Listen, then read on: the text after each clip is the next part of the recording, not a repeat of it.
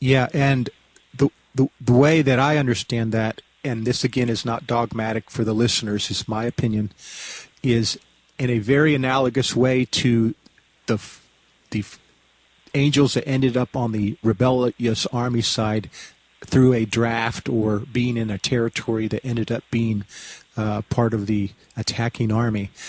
The good angels that were in a territory that ended up being part of the good army, or that were drafted into the good army. But the whole issue that we're talking about here is free will. Any angel at all that had not made a free will choice, right, would need to, and they would, by whatever method, eventually end up in an Adam man flesh body here with their, quote, junk DNA turned off so they don't remember who they were. Mm-hmm. And that is both good and bad angelic spirits and souls were put, actually, let me clarify, angelic souls were put into Adam man bodies. I do believe the spirit is a different issue, having talked with Pastor Wilhelmsen, that the spirit is in fact either dark light of the enemy or light of Jesus. So I wanted to clarify that distinction. But the souls of the angels that did not make a free will choice were then later required to serve this training ground, this prison planet, ultimately. I've got something I've got to read to you, because I sent this to you a long time ago, but I think you misplaced it or never got it. I'm going to pull it up real quick. You'll hold on just a second. Okay. Because this information is going to clarify all of what you just said, and it's going to tie a lot of all this together. Because one thing that people forget is that even though we have a tendency towards good or evil, we have both with us. We have the dual nature, the duality with us. And I'm going to read something. It's like, in Daniel, it talks about he saw a watcher and a holy one that came down. And what he's talking about, what Daniel is talking about in that particular passage, is about how we have an angel on our left side, which is a wicked angel, and an angel on our right side, which is a good angel, and that we can follow either or, and that is the free will determination. So I'm going to read this to you, and then I'm going to get you to comment on this, Paul. This is from a book that most people have never heard about. It's called The Shepherd of Hermas. And this is mandate number 6. It says this: I charge thee, saith he, in my first commandment, to guard faith and fear and temperance. Yes, sir, say I, but now, saith he, I wish to show thee their powers also, that thou mayest understand what is the power and effect of each one of them. For their effects are twofold. Now they are prescribed alike to the righteous and the unrighteous. So all people have this that I'm about to describe. Do thou, therefore, trust righteousness, but trust not unrighteousness. For the way of righteousness is straight, but the way of unrighteousness is crooked. But walk thou in the straight and level path, and leave the crooked one alone. For the crooked way has no tracks, but only pathlessness and many stumbling stones, and is rough and thorny. So it is therefore harmful to those who walk in it. But those who walk in the straight way walk on the level and without stumbling, for it is neither rough nor thorny. Thou seest then that it is more expedient to walk in this way. I am pleased, sir, say I, to walk in this way. Thou shalt walk, he saith. Yea, and whosoever shall turn unto the Lord with his whole heart shall walk in it. Hear now, saith he, concerning faith. This is the important part. There are 2 angels with a man, one of righteousness and one of wickedness. How then, sir, say I, shall I know their workings, seeing that both of these angels dwell with me? Hear, saith he, and understand their workings. The angel of righteousness is delicate and bashful and gentle and tranquil. When then this one enters into thy heart, Forthwith he speaketh with thee of righteousness, of purity, of holiness, and of contentment, of every righteous deed and of every glorious virtue. When all these things enter into thy heart, know that the angel of righteousness is with thee. Then these are the works of the angel of righteousness. Trust him, therefore, and his works. Now see the works of the angels of the wickedness also. First of all, he is quick-tempered and bitter and senseless, and his works are evil, overthrowing the servants of God. Whenever then he entereth into thy heart, know him by his works. How I shall discern him, sir? I reply, I know not. Listen, saith he.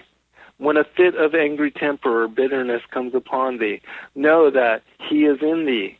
Then the desire of much business and costliness, of many viands and drinking bouts, and of many drunken fits and of various luxuries which are unseemly, and the desire of women and avarice and haughtiness and boastfulness, and whatsoever things are akin and like to these, when these things enter into thy heart, know that the angel of wickedness is with thee.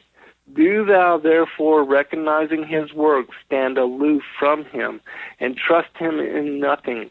For his works are evil and expedient for the servants of God. Here then thou hast the workings of both angels.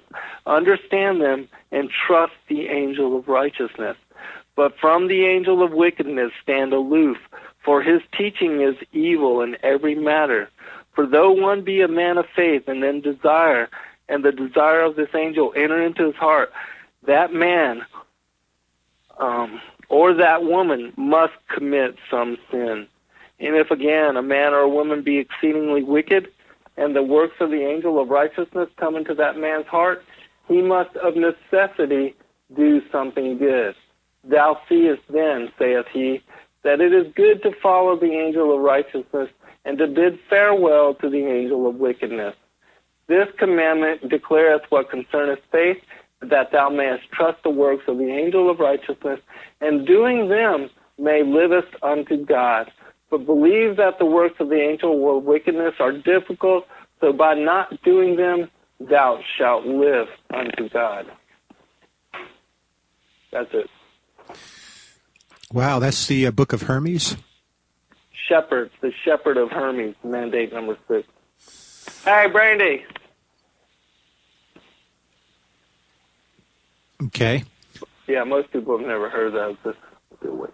Yeah, I think I read it before, but I guess I wasn't prepared for the understanding at that time. So what I'm hearing is there's at least 2 angels around us at all times. All times. But I'm also hearing that those angels can enter us in some fashion, or at least influence our thoughts and behaviors. Right.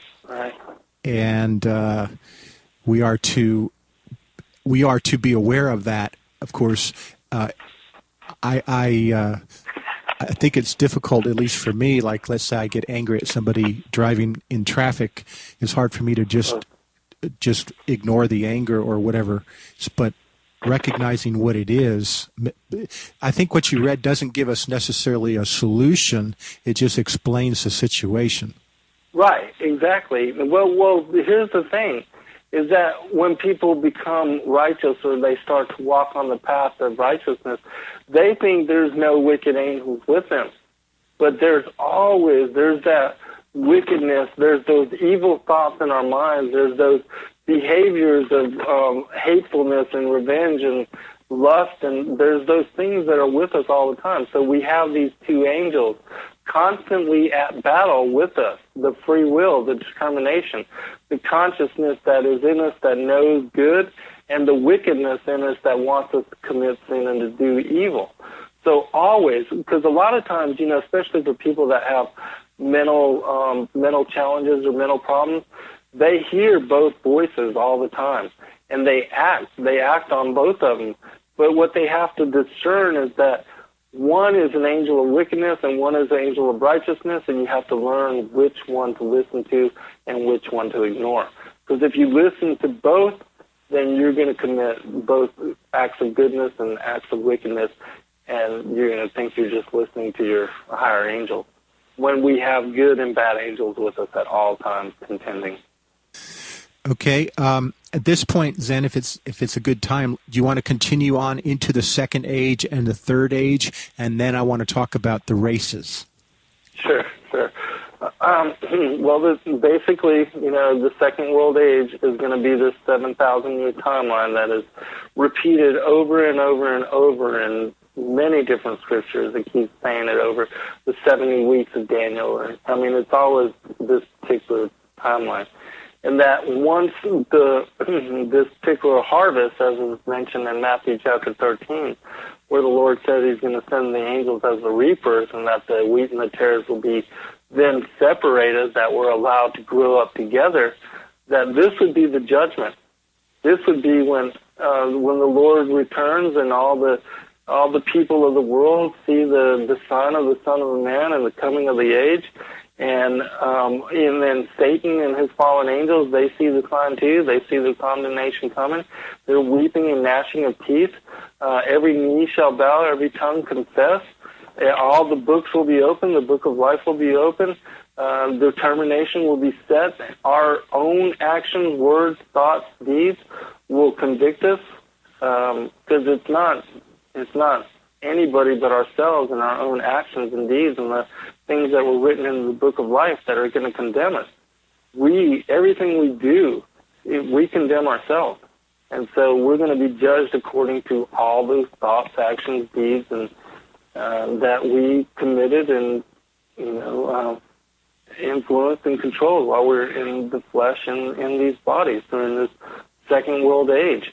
And that those had already come prior, that had already passed away, that all the souls, of the dead will be given up at that time, and there will be a great jury, and everybody will be judged in that moment, in that day, and that everybody will know, all the sins and all the different things that each one of us committed and the wickedness of each. So what you're saying, Zen, is the second age is really the 7,000 years from Adam's fall, and right. It culminates in this judgment that you're describing. Yes, and that judgment is laid out in Revelation 19. It's written about everywhere.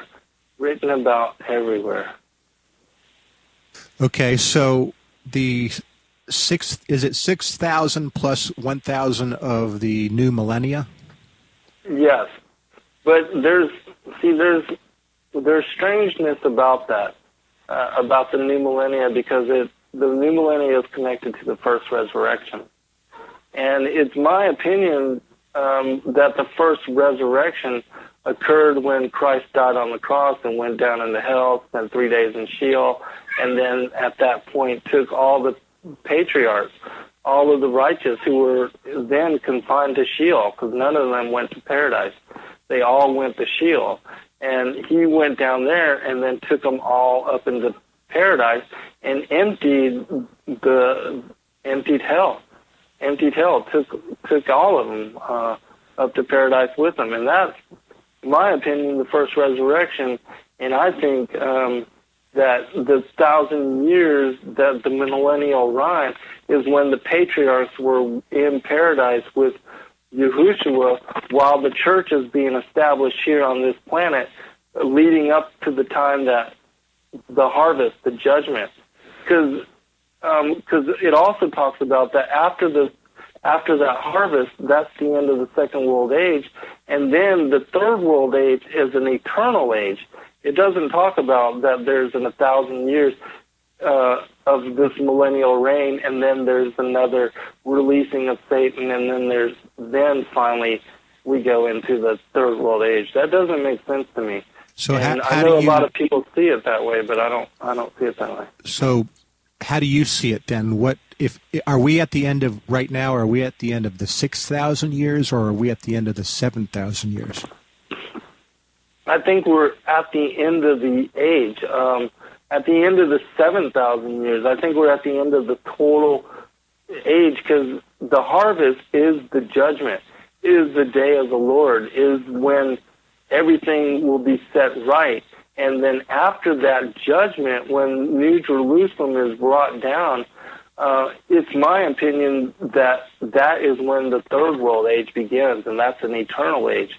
There's no end to that age. There's no more duality.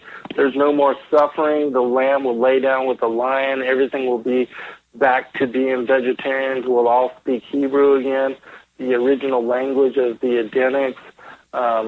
And there will be a restoration to our bright natures. And the angels then will be judged. And a lot of those that have lived righteously in the flesh, they will be the ones that judge the angels. And the angels I'm talking about are the fallen angels that are about to be condemned and sent out outer darkness and about to be wiped out from existence completely. Because that's what it says happens. It doesn't say... I mean, I know a lot of people expect that after the judgment, we're going to spend 1,000 years, reigning with Christ in this New Jerusalem, and then after that, there's another rebellion. But, if you study with the harvest and with the judgment, that's finality. That's the end of the age, and that's also the end of evil and duality. There is no more suffering after that. So you're saying that when Christ comes a second time, that's the final event. That's it. And you believe that we're at that point now. It's not 1,000 years into the future. No. Okay. No, we're at that point now. In my opinion, we're already into the Great Tribulation, and that it will end. Because there's a whole sign. You know how it talks about in Revelation, there's a sign of the woman clothed in the sun with the moon beneath her feet and the crown of 12 stars? Well, that happens on September, on the Feast of Trumpets, September 2017 or 2018, I believe. I'll have to look it up again, but it's an alignment in the heavens. The woman clothed in the sun is the sign of Virgo, and it's the sign of Virgo where she has the crown of 12 stars. There's this weird planetary alignment where there's these, all these different planets, including the moon, which is beneath her feet, and it only occurs at this one particular time, and it's at that time that it says that Satan looks up. And there's this great gnashing of teeth because he sees, when he sees that sign, that it's over. That it's over. Yeah, that's interesting. In fact, that aligns perfectly with the research of Stuart Best and his DVD, The Omega Code. Oh, really? I haven't seen that one. Oh, you have to watch that one. He shows through multiple cycles, they all converge at 2017 or 18, right in that point. Exactly. I totally agree with that. Even Daniel's timeline, it ends then, too. Yeah. It's 70 weeks from the commandment of the Jerusalem being called forth, 1947, And I'm in agreement with you also, Brother Zen, that the tribulation has started. I think our calendars have been altered, and according to the research of David Flynn, his book, The Temple at the Center of Time, which also is hard to refute, it would appear that the tribulation started July 11th, 2009. So I'll have to look into that, too. Which is interesting, because that puts a 3.5-year point right at the end of 2012, beginning of 13. Right. So that would be the midpoint, and that would all align basically with some of the teachings. Right. Yeah, I think, and see, that's the beautiful thing. The Lord is really blessing us all with discernment. And I know a lot of these guys don't agree, specifically with our work that me and Dr. Joy do as far as the Lucifer and, being the father of Cain and all that, and that we're really ostracized for that. But I think a lot of the teachings are all coming into alignment. And I think also, too, that at some point the Lord's going to reveal to all these, people that are, like the David Flynns or the others, about the correctness of the Cain line and the serpent seed, too. I think that many of them don't want to accept it and don't want to look into it because there's such controversy over it. And I don't know why that is. there's such controversy just over that one thing, but there is, but I think that many people are being led to that truth too.